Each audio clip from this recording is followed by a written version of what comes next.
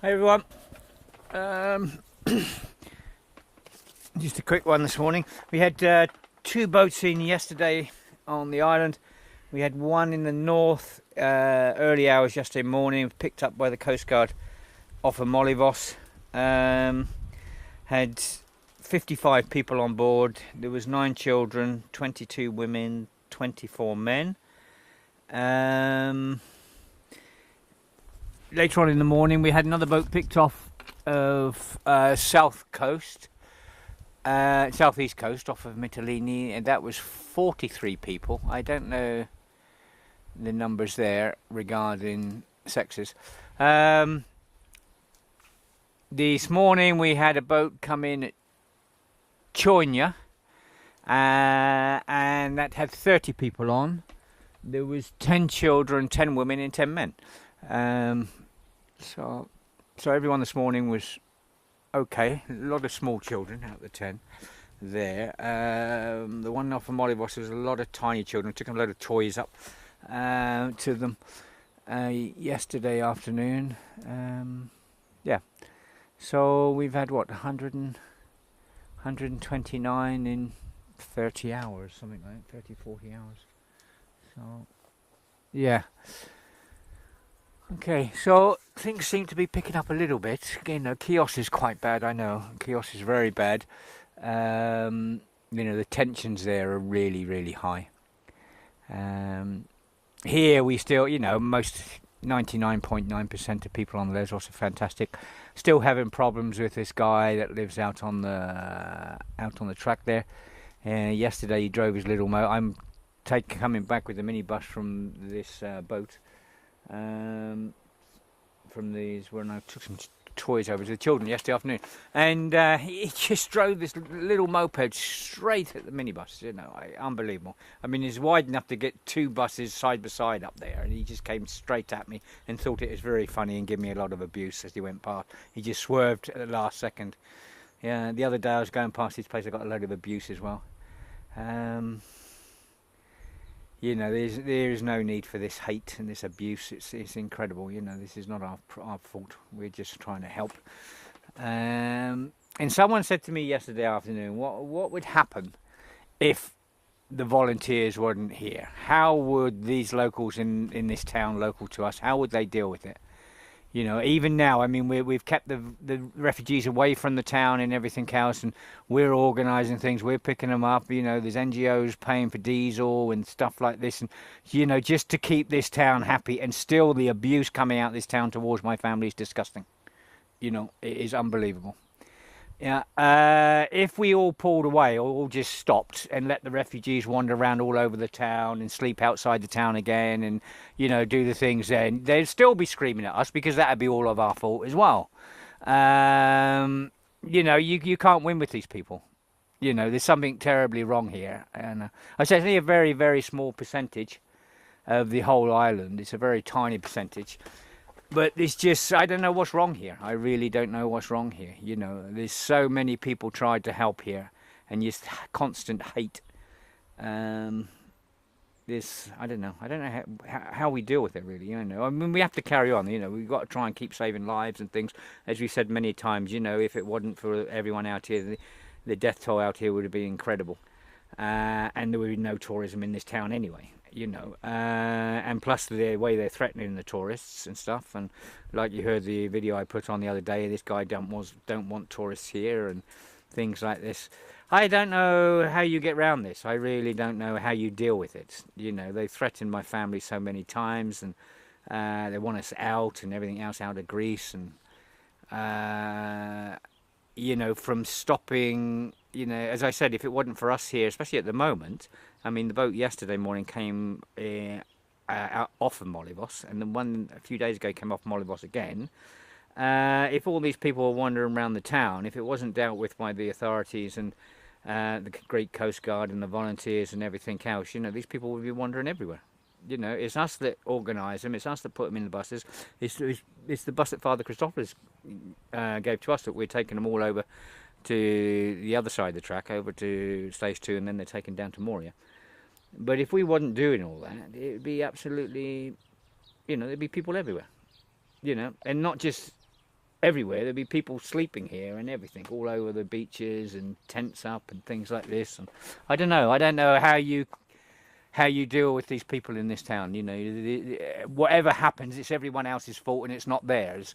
They're not going to help. They're not going to try to do anything. They just blame everyone else around them, and you know, all they want to do is sit there and take money and let it all go on round them. You know, that's their idea of the way it should be, and blame everyone and abuse everyone around them because it's everyone else's fault and not theirs. You know, this is no one's fault, as I've said time and time again. You know, it is people's fault. It's the government's fault for bombing these people and things like that. And you know, these people are trying to look for a better life. But what comes out here, I don't know. I don't know how you deal with it. I see. I had another book sent me the other week. You know, and these are two independent people came, and what they've written there wasn't nice. And this goes all around the world about the town and things like this. And the way they were treated and other people have been treated. It's I don't know what the solution is. I really don't know what the solution is. You know, maybe the town should have a vote or something and put new people in power to run the town or something. I don't know. I really don't know. You know, they're saying this is all my fault. You ruined tourism, you know. I said in 2015, if you look at my videos, and 2016, if they don't stop abusing and threatening tourists, they'll have no tourists here at all. You know, but no one listens to me. That's my fault. You know, it's anyway. So things are picking up a little bit. It might get worse yet. It's only middle of June, so you know, it might get worse and worse and worse. Chaos, as I say, is quite bad. So there's Rocky there. I got this little dog here who's been hiding out in the field for 6 weeks, and I kept taking her some food out. You know, she's very timid. We've managed after 6 weeks to get her in the garden, and she responds to "Where are you?" Because when I was out in the field looking for her in the long grass, you know, and I kept shouting, "Where are you? Where are you?" And then she'd come so she'd get something to eat. Anyway, we've brought her a small collar this morning, and she'll mostly be going to Sweden. She's going to be done tomorrow. And then there's a couple of people in Sweden, I think, interested. But she's very beautiful. She doesn't like her new collar too much. But anyway, she'll go to the vets tomorrow, and then she'll fly out in a few weeks to Sweden. So hopefully she'll get a better life there. And this is another stray. Max, you fast asleep? You is. Max adopted us a few years ago. Hello, where are you? You're beautiful. You're beautiful. Yes, you is. And of course, Rocky was a rescue as well, and Lola a bottle fed as well. This Lola's down here on the sofa. So, anyway, I'll keep you updated on everything, and we'll see what happens. It's you know, there are more volunteers coming in, but the volunteers are being threatened as well this end.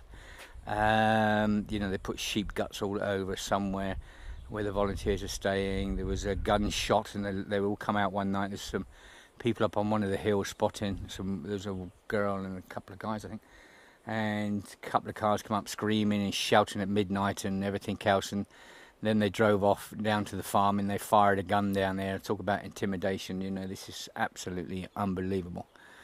You know, we had a lady that was threatened when she was out there on her own, and one time she was with her daughter, and they were threatened out there. There have been complaints put to the police. I've put a complaint into the police on more than one occasion about the threats and everything else.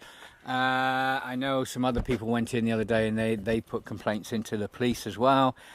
I don't know how far it goes before something's actually done. You know, we've been complaining year in, year out. We got that Richard Sturdy into court for all of his abuse against my family, and I'm trying to get this other guy who's local. But there's a few more people here that need to be either warned off by the police, or you know, or we have to go for them, I'm afraid, and take them to court as well. You know, this last guy, he actually said on camera that he's coming to damage me. Plus a few things, quite a lot of things he said on camera. So maybe we go for him, but I want to get this other guy first. So I'll get him to court. So anyway, all the best everyone. I shall keep you updated. We'll carry on. We are short of a few things before I close up. It's men's shorts, flip-flops, men's shorts and flip-flops, and toiletries. That's the three things we are short of. And please, if you post them, keep the boxes reasonable. Some of the boxes I can't even lift, and they're huge. You know? So, and we've got to get them from the post office, out the post office into the car, then out the car and here. And we only have a little small 3-cylinder Daewoo, and we can't take the minibus up to the post office because it's too tight up there, and we block up all the roads. So we have to take our little car up there. So, okay, all the best everyone. Bye.